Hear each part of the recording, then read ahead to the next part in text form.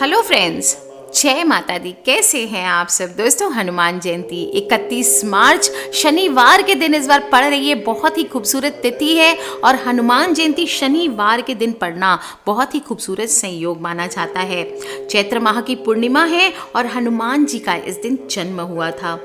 समुद्र मंथन के बाद जब शिवजी ने भगवान विष्णु का मोहिनी रूप देखने की इच्छा प्रकट की तो देवताओं और असुरों को भी उन्होंने अपना मोहिनी रूप दिखाया और उनका वो आकर्षक रूप देखकर शिवजी कामातुर हो गए और उन्होंने अपना वीर्यपात कर दिया। वायुदेव ने शिवजी के बीज को वानर राज केसरी की पत्नी अंजना के गर्भ में प्रविष्ट कर दिया और इस तरह अंजना के गर्भ से वानर रूप हनुमान का जन्म हुआ। उन्हें शिवजी का 11वां रुद्र अवतार माना जाता है और इंद्र के वज्र से हनुमान जी की ठुड्डी टूट गई थी। ठुड्डी को संस्कृत में क्या कहते हैं? हनु कहते हैं, इसीलिए उनका नाम हनुमान पड़ा। इसके अलावा वो अनेक नामों से हम हनुमान जी को जानते हैं। बजरंगबली, मारुति नंदन, अंजनी सुत, पवन पुत्र, संकट मोचन, केसरी नंदन, महावीर, कपीश, शंकर सुवन आदि।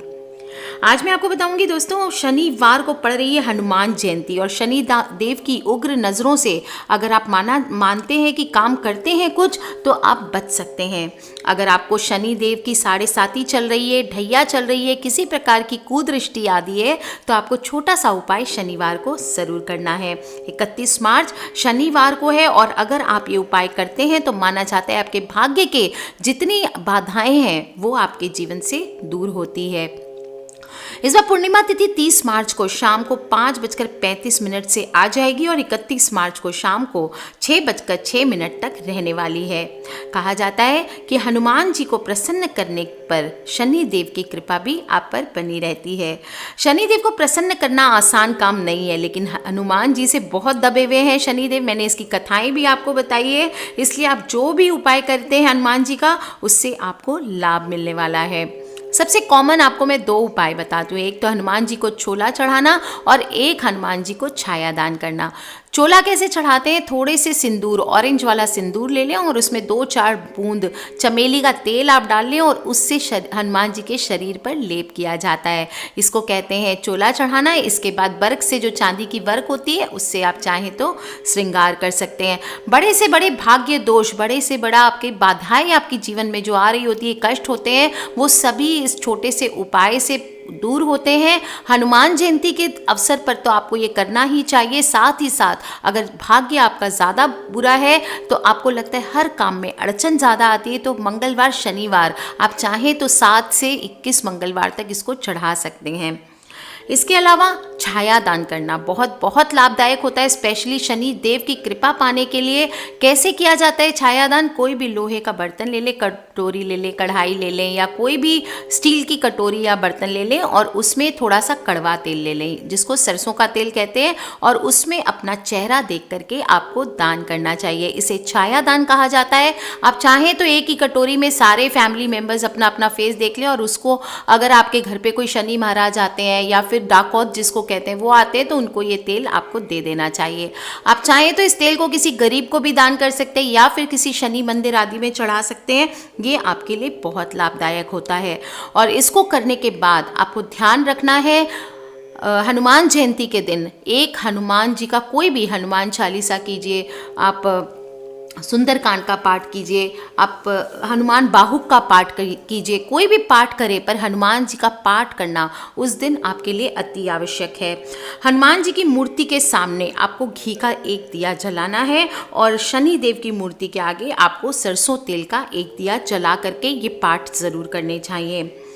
इसके साथ आप हनुमान जी को बूंदी के लड्डू का भोग लगाएं, पान के पत्ते का भोग लगाएं, गरीबों को दान दें। ये छोटे छोटे उपाय करके आपको शनि देव की कृपा प्राप्त हो सकती है। साथ ही साथ हनुमान जी की कृपा तो आप पर बरसने ही वाली है। अब मैं एक छोटा सा उपाय आपको बताती हूँ, वो आपको ज़रूर करना है हनुमान जयंती के दिन, और वो है उड़द के दाने ले लेने हैं। 11-21 दाने आप उड़द के ले लें और उस पर थोड़ा सा ऑरेंज वाला जो सिंदूर आता है वो लगा करके हनुमान जी को आप अर्पित करें। इसके बाद आप चाहें तो एक मुट्ठी दाने ले लें और उस पर थोड़ा सिंदूर लगा लें और फिर आप वो उड़द के दाने चढ़ाने के बाद वहाँ बैठ करके हनुमान चालीसा का पाठ करें, सुंदरकांड का पाठ करें, जो भी पाठ आप करना चाहते हैं हनुमान जी का, या सच्चे दिल से सिर्फ ओम हंग हनुमते नमः इस मंत्र का 108 बार जप करें। ये करने के बाद आप वो उड़द के दाने दान कर दें। आप देखेंगे दोस्तों आपके कष्ट कैसे दूर होते हैं। इस हनुमान जयंती को एक छोटा सा काम आपको ज़रूर करना है और वो है पीपल के वृक्ष की पूजा करना। एक तो शनिवार का दिन है, ऊपर से हनुमान जयंती का दिन है, साक्षात देवी देवताओं और पितरों का निवास माना जाता है पीपल के वृक्ष पर। तो आपको उस दिन पीपल के वृक्ष, या अगर पीपल का नहीं हो तो आप बड़ के वृक्ष पे भी एक काम कर सकते हैं, जो बरगद का पेड़ जिसको कहते हैं, और उसमें आप थोड़ा सा मीठा दूध, यानी कि दूध में थोड़ी सी शक्कर डाल ले, कच्चा दूध हो तो सबसे बेस्ट है, कच्चा दूध में थोड़ा सा शक्कर या गुड़ डाल लें और फिर उस दूध को आपको पेड़ पर अर्पण करना है, पीपल के वृक्ष पर या बरगद के वृक्ष पर आपको अर्पण करना है। और इसके बाद कच्चा सूत लेकर के आपको 7 बार उसकी फेरी लगानी है लपेटते हुए, और साथ साथ आपको शनि मंत्र का जप करना है। शनि मंत्र कौन सा बोलेंगे? ओम शं शनिश्चराय नमः। आसान सा मंत्र है, ओम शनि देवाय नमः, कुछ भी बोल सकते हैं आप। जो आपको मंत्र आता है शनि देव का वो बोलते हुए आप 7 परिक्रमा लगाएं और 7 परिक्रमा वो सूत लपेटते हुए आपको लगानी है। आप देखेंगे आपके जीवन से कैसे कष्टों का नाश हो जाता है। दोस्तों हनुमान जी की आराधना से ग्रहों के दोष शांत होते हैं और सूर्य देव एक दूसरे का स्वरूप ही माने जाते हैं। हनुमान जी और सूर्य देव और इनकी जो मैत्री होती है ज्योतिष में वो बहुत स्ट्रॉन्ग मानी गई है। इसलिए अगर आप हनुमान जी की साधना करते हैं तो इन जो भी साधक होते हैं उनके अंदर सूर्य तत्व बढ़ जाता है, यानी कि उसका जो सेल्फ कॉन्फिडेंस होता है, आत्मविश्वास होता है, ओज होता है, उसके अंदर जो ऑरा होती है, तेजस्विता होती है, वो अपने आप आ जाती है। पर हनुमान जी की आराधना में विशेष रूप से आपको कुछ बातों का ध्यान रखना चाहिए। एक तो आप जब हनुमान जी की पूजा करते हैं या साधना करते हैं तो उसमें शुद्धता ज़रूर होनी चाहिए, पवित्रता आपको बरकरार रखनी चाहिए। जो भी आप प्रसाद बनाएंगे वो ट्राई करें घर में। बूंदी के लड्डू आप बाज़ार से लाते हैं अच्छी बात है, लेकिन अगर आप बेसन का हलवा या बेसन के लड्डू आप घर पे बनाएं तो ये आपके लिए सर्वश्रेष्ठ होता है। या चूरमा बनाएं और वो शुद्ध घी में आपको बनाना चाहिए। हनुमान जी को आप चमेली का तेल या तिल के तेल में सिंदूर लगा करके आपको ज़रूर लेपन करना चाहिए। जो मैंने आपको बताया चोला चढ़ाना, वो आपको ज़रूर करना चाहिए। अगर ये पॉसिबल नहीं है, आप घर पे पूजा करते हैं, मंदिर नहीं जाते हैं, तो आपको केसर के साथ थोड़ा सा लाल चंदन उसको घस लें और उसमें थोड़ा सा केसर डाल के हनुमान जी को आपको लगाना चाहिए। आप जो फूल चढ़ाएंगे हनुमान जी को उसमें लाल, पीले, बड़े फूल, गुलाब फूल बहुत पसंद होता है हनुमान जी को, कमल, गेंदा, सूर्यमुखी का फूल अगर आप अर्पित करते हैं हनुमान जी को तो ये बहुत बहुत लाभदायक होता है। जो पूजा आप चढ़ाते हैं सुबह सुबह, अगर आप रोज़ पूजा करते हैं उसमें गुड़, नारियल और लड्डू, दोपहर में अगर आप करते हैं तो गुड़, घी और गेहूं की रोटी का चूरमा अर्पित करना चाहिए। रात में जो भोग भगवान का हनुमान जी का लगाया जाता है उसमें आम, अमरूद, केला आदि फलों का प्रसाद आपको अर्पित करना चाहिए।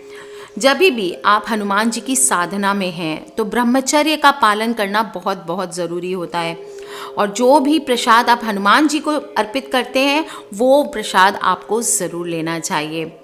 मंत्र का जप जो होता है ओम हन हनुमते नमः, ये मंत्र का आपको जप करना चाहिए।